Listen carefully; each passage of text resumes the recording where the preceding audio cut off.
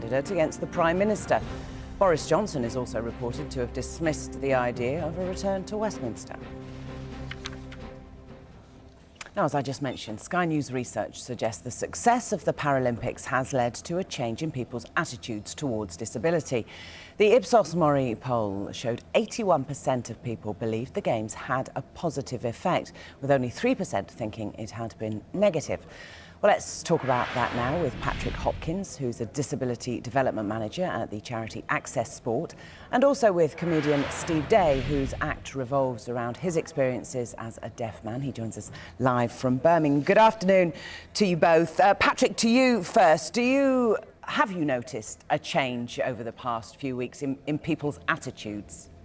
Certainly, from my friends in mainstream society, I think that there's been a massive change in perceptions of what disabled people can and can't do with regards to sport, and I think that's crucial as well, because the logistical barriers to participation and the physical barriers to participation are the kind of things that we can come up with solutions for with enough investment.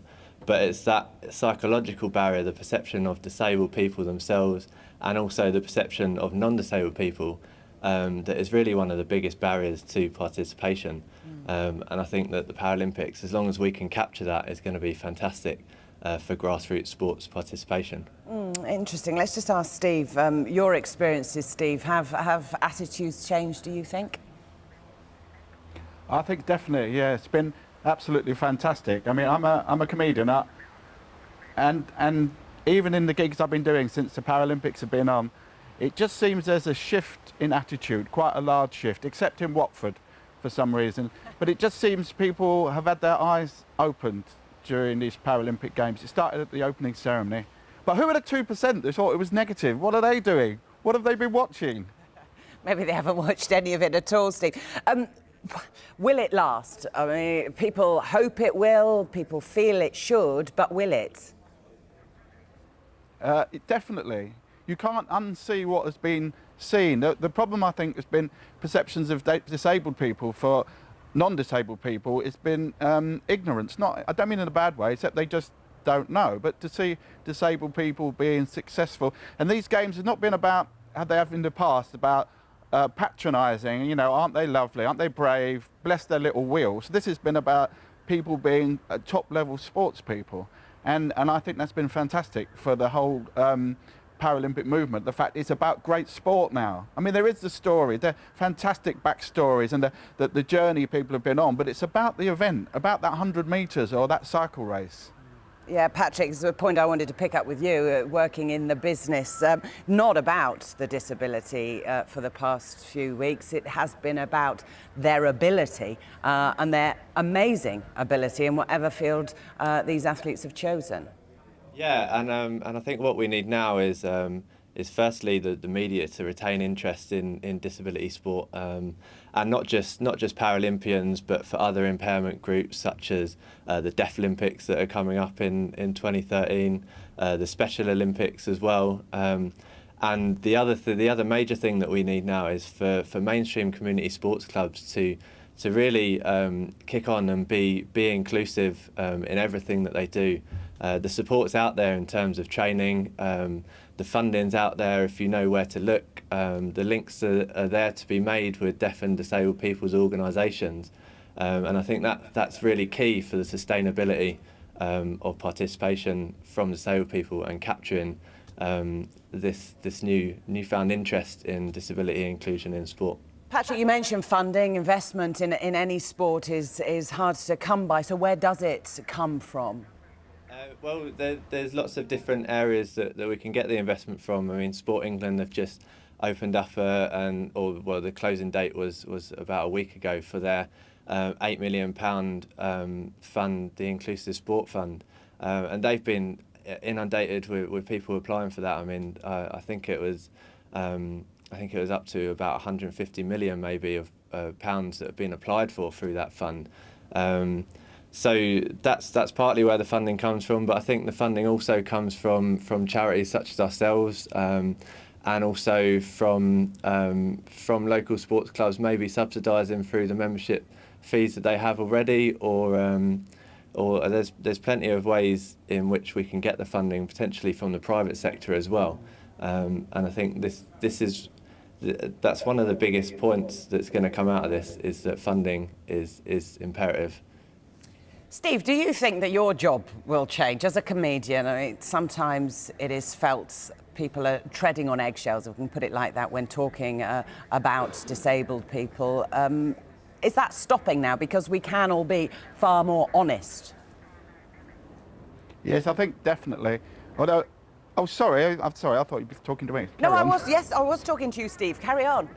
Oh, yeah, I definitely think it's made it a lot easier to people feel a bit squeamish about this sort of area, and they won't now because they've seen successful, confident, disabled people, for example, Hannah Crockcroft or Johnny Peacock. And it's so much easier now. You don't have to cross that bridge of people thinking it's not something we can laugh about. But the other side of that coin is now some of my disabled friends, I start to think they're a bit lazy because they're just in their wheelchairs. They could be doing 100 metres or so. I've got a blind friend, Chris McCausland. He could be out there running now. So I think we've lost the perception we come somehow to be pitied, but now people would expect us to be almost superhuman. I quite like that. I think that's something we could live up to. I like the fact they were talking about Oscar Pistorius, and they said that they were talking about Oscar Pistorius' Achilles heel, and it occurred to me that he hasn't got any heels. He hasn't got an Achilles heel. Well, a metal one, perhaps. Inspiration as well, the inspiration, Steve, that there is for younger disabled people and perhaps people who go through a car crash and lose a limb, that it isn't the end of the world. No, that's the point where people think, oh, I quite fancy a car crash because I could get in the Paralympics. But the other side of it, yes, it's not the end of the world, disability. I lost my hearing when I was 18 and I thought my life was over. And you know, it's not.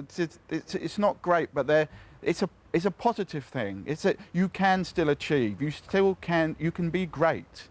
I mean, it doesn't mean you're going to be, but you can. Patrick, how can you be great? How do organisations like yours reach out to the youngsters who are going to be the future Paralympic champions? Yeah, well, organisations like us work with community sports clubs.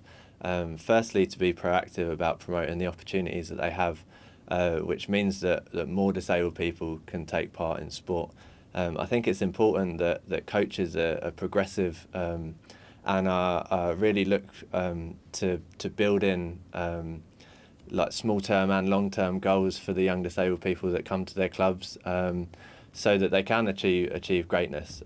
Not everyone in the same way that not every non-disabled person is going to reach the Olympics. Not every disabled person is going to reach an elite level, but you need to make sure that those pathways are there to competition and to elite level competition as well.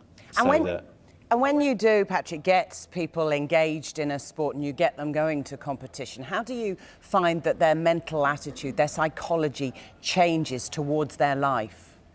Well, it's funny you should say that. There was a study from the Special Olympics that said that Special Olympians had increased self-esteem, they had increased perceived physical competence, and also increased physical competence as well through the training that they do. The benefits to sport is exactly the same for disabled people as non-disabled people.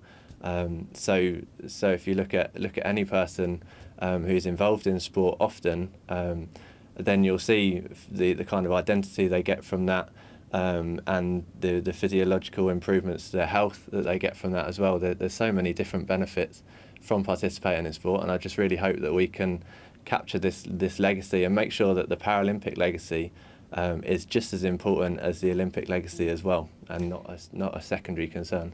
Let's round it up then, Steve. Lots of pessimism before the Games that it wasn't going to work properly, we'd all be miserable, everyone's get stuck in traffic. There's pessimism now that the legacy won't be there, that this feel-good factor that we've had is not going to last. Are you pessimistic or optimistic? I'm extremely optimistic.